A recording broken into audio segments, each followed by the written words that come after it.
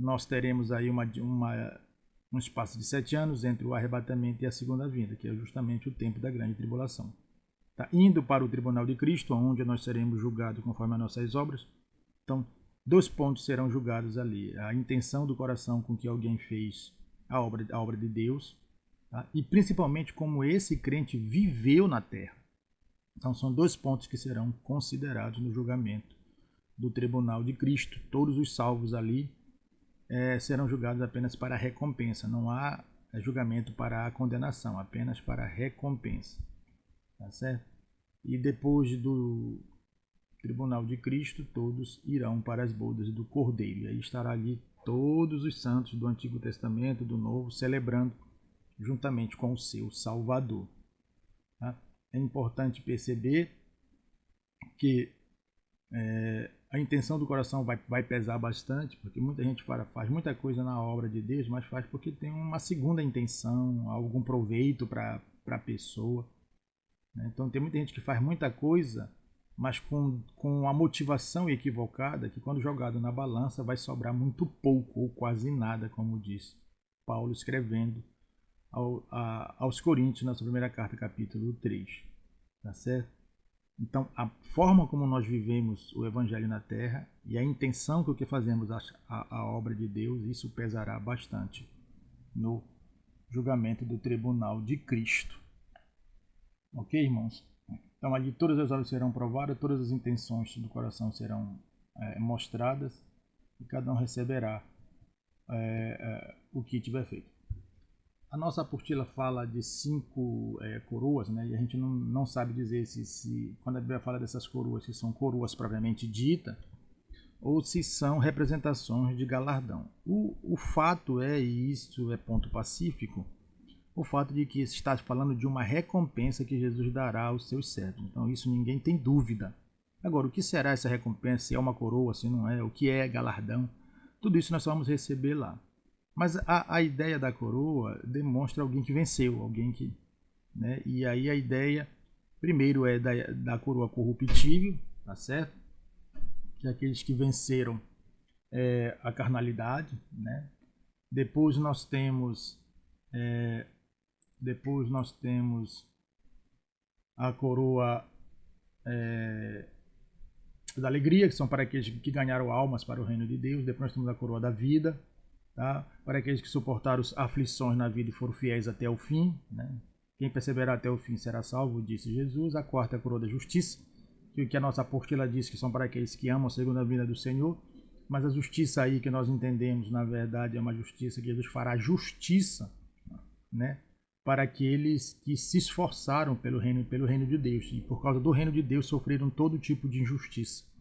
Mas Jesus fará justiça a eles. E a última coroa de glória, que é para aqueles que obreiros e para aqueles que conseguiram conduzir o rebanho de Deus a contento do Senhor. Isso não é só para o pastor, mas para qualquer um que tem um cargo de liderança, que dirige algum departamento, algum grupo na igreja, fazendo da melhor maneira possível, também é premiado, né, com a coroa de glória.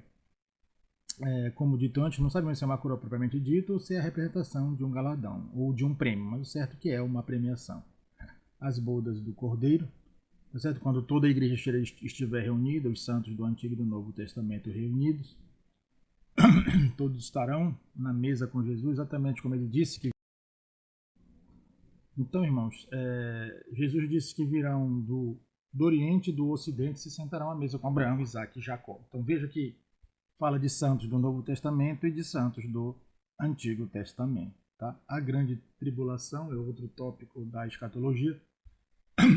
E para nós que acreditamos que a igreja não passa pela grande tribulação e que o arrebatamento da igreja inaugura a grande tribulação, embora a grande tribulação mesmo se dará nos 3 últimos anos e meio desse período de 7 anos, mas Jesus disse que é um tempo em que nunca houve sobre a terra, né? Jeremias disse que é o tempo da angústia de Jacó. Então é um tempo em qual Deus voltará a tratar com a nação de Israel e eles reconhecerão o seu Messias debaixo de muito aperto e de muito sofrimento, dado que eles serão extremamente atacados, não só pelos seus inimigos mortais até que hoje cercam Israel, mas principalmente por uma ação comandada pelo anticristo, desencadeando na guerra do Armagedon. Né? Jesus disse, irmão, que seria um tempo incomparável. Então, será um tempo difícil para quem estiver na terra. Será um tempo difícil, por isso que todo esforço deve ser para irmos no arrebatamento da igreja, né? Pelo menos para os que crêem como nós, que somos pré-tribulacionistas. E acredita que a igreja não passará pela grande tribulação, dado que a grande tribulação é um período sobre o qual Deus vai cobrar dos homens tudo que eles falaram contra Deus e fizeram contra Deus na terra. É um tempo de juízo de Deus sobre a terra, por isso os flagelos, as taças da ira de Deus, porque é um tempo em que Deus vai castigar a terra, né? E a natureza terá um papel importante nisso, porque muitos dos flagelos virão por intermédio da natureza. Outros serão causados pelos próprios homens que não vão se entender em guerras e outras coisas mais, de forma que a terra sofrerá. Quando a Bíblia diz que um terço da terra será devastada, então imagina que o caos será tremendo, tá certo? Então é isso que a gente deve entender da grande tribulação. A igreja não estará aqui, nós cremos, a igreja estará no céu e o circo pegando fogo quem estiver aqui embaixo na terra. Há quem diga que se não for numa primeira vinda, vai numa segunda. Eu acho que é melhor apostar aí todo mundo na primeira. A segunda é duvidoso para todo mundo. O livro de Apocalipse, fala do falso profeta, né? Ele é considerado um anti-espírito santo.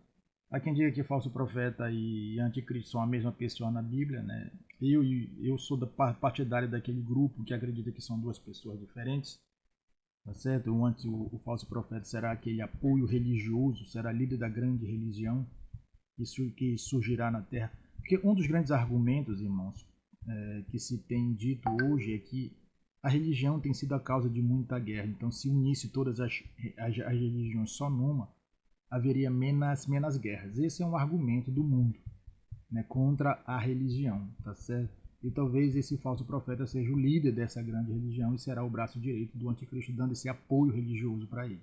O anticristo não será um ateu, como muita gente acha que é, tá certo? Nós temos aí o número da besta, né, sem falar, não deixando de falar que Satanás, o antigo dragão, né, ou a antiga serpente, o anticristo e o falso profeta formam o que é chamado de trindade satânica, para diferenciar da trindade santa, que é Pai, Filho e Espírito Santo. Então nós temos aí, o anticristo ele será o grande governante do mundo, né, ou pelo menos de uma parte do mundo, como alguns acreditam. Né. Há quem pense que ele não dominará o mundo inteiro, mas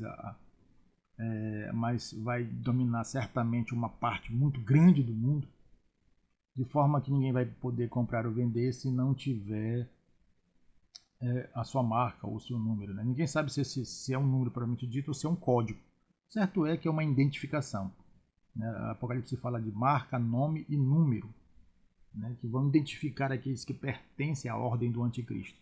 É a ideia de que o anticristo ele vai inaugurar uma nova sociedade. Quem não tiver identificado com essa nova sociedade não vai poder comprar ou vender, né, como o livro de Apocalipse diz, tá certo? Então, a pessoa será considerada fora da sociedade. A manifestação gloriosa de Cristo, de fato aí a sua vinda, por isso chamado de manifestação gloriosa, ele vem após a grande tribulação, no final dela, na guerra do Armagedon, que é o último evento da grande tribulação, quando ele vai vencer o anticristo que está comandando o exército para invadir Israel, e Israel em aperto, clamando ao Senhor. Jesus vai aparecer, eles vão reconhecer que Jesus era o Messias que eles rejeitaram. Então vai haver uma conversão, um avivamento nacional para a nação. Continuando, nessa guerra, qual é o resultado? Cristo agora está vindo com a igreja e os exércitos do céu, tá? Cristo está vindo. Ele vem para pôr fim à guerra do Armagedon, que é quando o anticristo conduz os exércitos da terra para uma batalha contra Israel a fim de exterminá-los. Tá certo? O resultado será o aprisionamento de Satanás, que Jesus virá para pôr fim a isso, tá certo? Por pôr fim a essa guerra, prender Satanás por 1000 anos, né? Já lançar no lago de fogo o anticristo e o falso profeta, que é no verdadeiro lago de fogo, no Geena, né, no verdadeiro inferno, tá certo? E aí vai também eliminar os reis da terra, ou seja, aqueles que estarão comandando seus exércitos contra a nação de Israel. Julgamento das nações. Lá na nossa apostila está um texto lá de Mateus 25, que eu não acho que seja um texto que fale de julgamento das nações, tá certo? Mas é fato que haverá um julgamento das nações quando Jesus vier. Tanto prova que Jesus disse aos discípulos que os discípulos se assentariam em 12 tronos para julgar as 12 tribos de Israel. Então haverá um julgamento, sim. E são esses sobreviventes de todo esse caos no mundo que adentrarão a grande tribulação, ao milênio, aqueles que estiverem vivos nessa ocasião. A gente ainda não sabe exatamente qual é o critério desse julgamento das nações. Há quem pense que tem a ver com como as nações trataram Israel na sua história. Mas isso é uma suposição, uma especulação. Bem razoável, mas não deixa de ser uma especulação. A prisão de Satanás por 1000 anos, e aí nós vamos entrar no milênio, ele vai estar preso, por isso que o milênio será um restaurado da vida na terra, da natureza e de tudo mais. É o Cristo mostrando para os governos do mundo como é que se governa a terra de verdade, as nações. Nós acreditamos que os servos de Deus serão os ministros do reino do Cristo nessa época. As pessoas vão viver mais, porque já que a terra será restaurada, o clima vai mudar, tudo vai contribuir para que a pessoa viva muito mais.